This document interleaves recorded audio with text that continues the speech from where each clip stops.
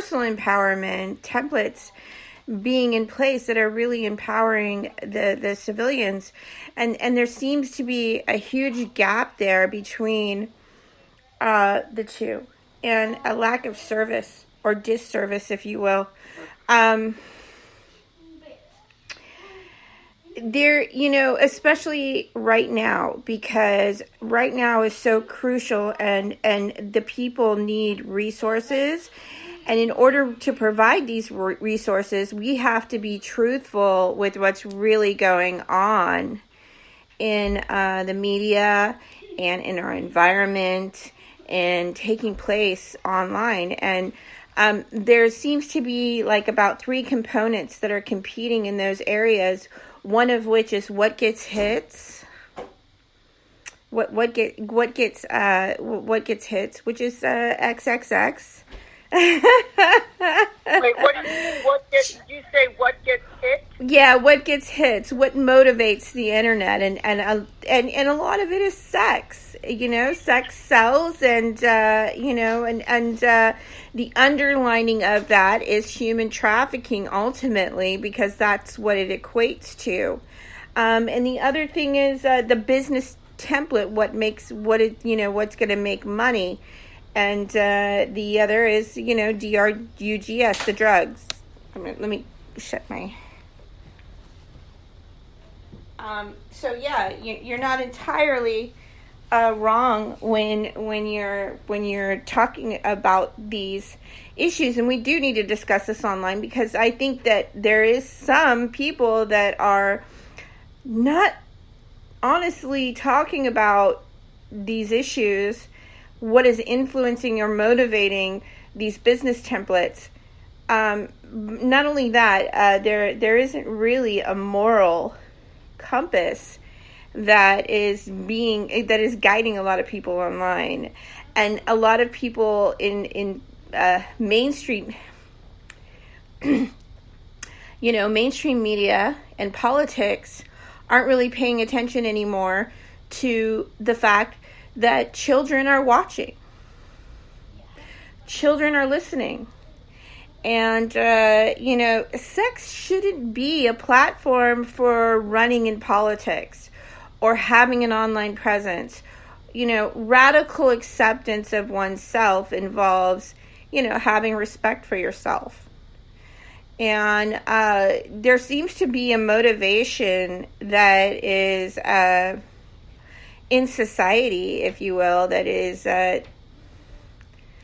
not something that is conducive to legacy and the future of the family unit, and raising children that are healthy, happy, and thriving, and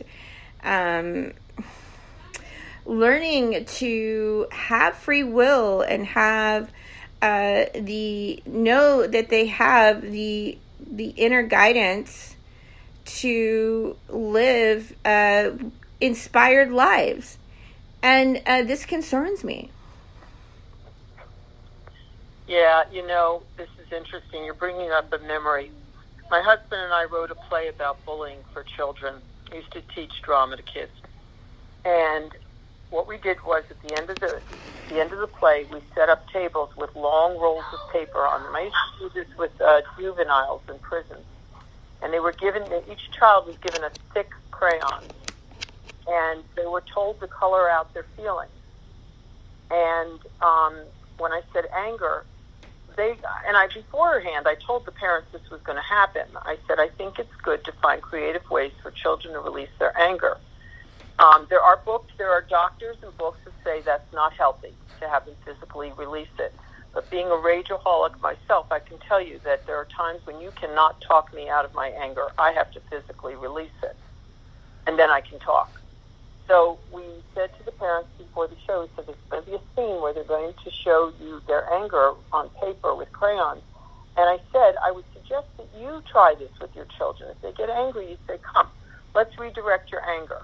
And put a piece of paper on the wall and let them color their anger out to rock music, or bang a pillow on the couch and do it with them, so that they can see you doing it and they can know that it's safe to get angry. And so we did this in front of the parents. And we had a boy who was autistic. And he really went to it. I tell you, he almost colored right, ripped the paper and colored through it. And we allowed it. And I wanted those parents to see what was inside their children. And no one took me up on it that I know of. I've been talking about it for years. And I think it's because most parents, by the time they get to be that age, they haven't had the chance to practice that themselves. And they're terrified. If they do that in front of their children will also become rageaholics. So they just grow up and stuff it. I mean, we literally spend 90% of our energy stuffing our feelings. It's been documented, And they've even found a place in the brain amongst cancer patients. There's the place that lights up when they do scans of the brain in the same part of the brain for cancer patients. So we're seeing all over the place that this stuff is all physical in our bodies, everything we're suppressing. And, I just wish that parents would be courageous and let their children release their feelings and do it with them, or do it themselves when they're not with their children, so that they can go all full force with it. But that's what saved me from my rage, was allowing myself to have it. It's the old thing of, you want to get beyond something, you got to go through it. And we're just not doing that. And you see it in the corporations. You see these people running around in corporate settings like automatons. And now we're seeing them show up more in Alcoholics Anonymous. We're seeing them in Cocaine Anonymous. We're seeing these people who have these high-paying jobs showing up as falling apart because it's too much pressure for them and they've never had access to releasing it. So they're stuffing it with substances and addictions. The sex addiction is like unbelievable how high it's going, and it's a 90% recidivism rate. It's really, getting help for that is not working very well. So, we're really seeing in many ways, as we move closer to meditation and yoga and healthy eating and healthier ways of living, we're also seeing people falling apart emotionally. Those are part of the answer, but they're not the full answer. We've got to start really releasing and talking about our feelings. And I just keep reverting back to mad, glad, sad, fear, shame. Stop saying I'm upset, I'm frustrated. Say I'm angry, because that's what it really is, for what it is. Yeah, I mean, there's a whole spectrum of emotions, and there seems to be, especially when we're trying to help the mental health, the community, the society at large, incorporate all of the rainbow of emotions that are there and present in for themselves, but in a proper way. We shouldn't be suppressing. We should be able to have disagreements. Not everybody is going to agree with each other. That's not realistic. However, we do need healthy tools to incorporate the whole spectrum of emotions that involve the human condition. And that is absolutely being neglected. Yeah, I'd like to speak to that too, Amelia. Like you take a feeling like anger. It takes so much energy. It takes so much more energy to hide and to suppress those kinds of feelings than it is to really let it out. And a lot of the emotional work I'm involved in is letting you feel those feelings and start to ascertain whether or not it's a progressive or a regressive feeling. Like if you're in a safe space, or if you have a trusting relationship where anger can be expressed in a healthy way, it's going to lead to feelings like pride. You're going to take courageous steps. You're going to develop determination. You're going to be able to forgive, and you're going to have clarity, and you're going to have love and joy, and eventually experience peace.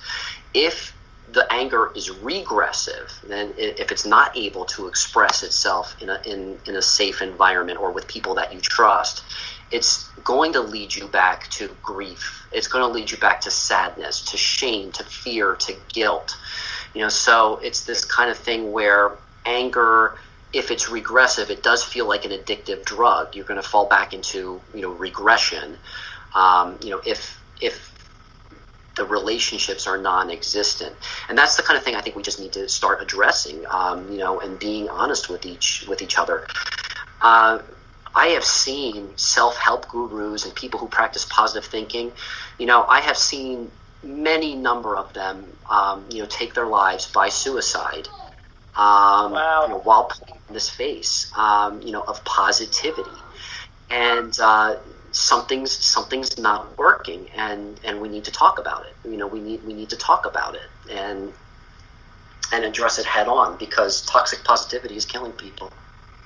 Absolutely. Yeah, it's right. It's making people suicide. I just want to add what you just said. What do they say? It takes more muscles to make a frown than to smile. Many more muscles.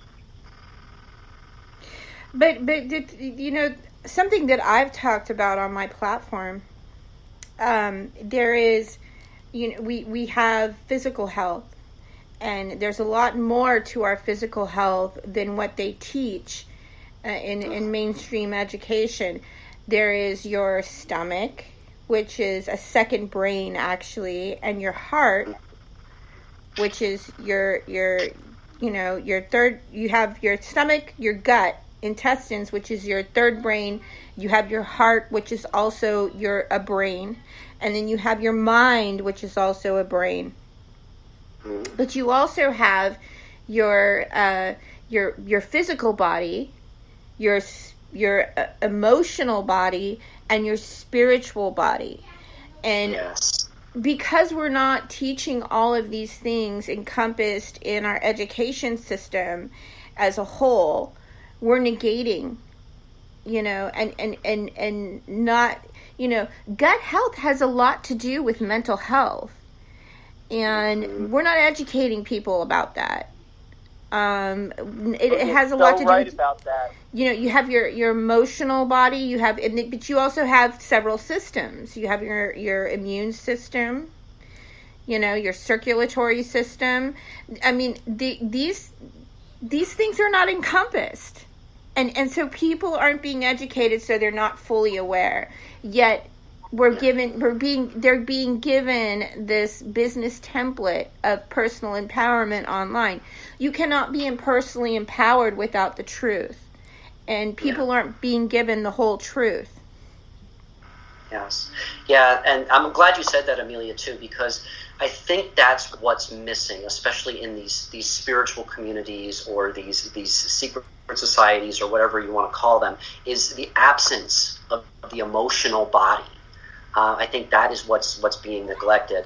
As you were saying that, what comes back to me is that I used to teach my acting students, your body's thinking, your body's processing, and I don't get that. What does that mean? Well, think about it. Your heart. Haven't you had a broken heart? What does that feel like? Your stomach. Have you ever felt that there's butterflies in your stomach? What does that feel like? Have you had literally a mind-blowing experience? What does and getting people back into understanding that mind-body connection. The mind, the emotions, or a gut feeling. A gut feeling. When you have a gut feeling, that's your second. That's your brain, your gut brain, giving you signals. Yeah, and that's emotional. That's emotional IQ, and it requires what we think of as the masculine mind linear with the feminine receptive curve. That those need to be brought together in order to become a more complete human being, and we're cutting out that entire emotional body, and that's something that I'm very passionate about discussing, is that intelligence. And and there's also another whole reason why you mentioned the occult and so forth, and there's a lot of people that are recently socializing a lot about the occult and manipulating energies, tapping into different timelines and socializing this stuff, not even knowing why that this stuff is hidden knowledge in the first place, and they're not supposed to have access to this information because they are literally tapping into sometimes lower vibrational entities or frequencies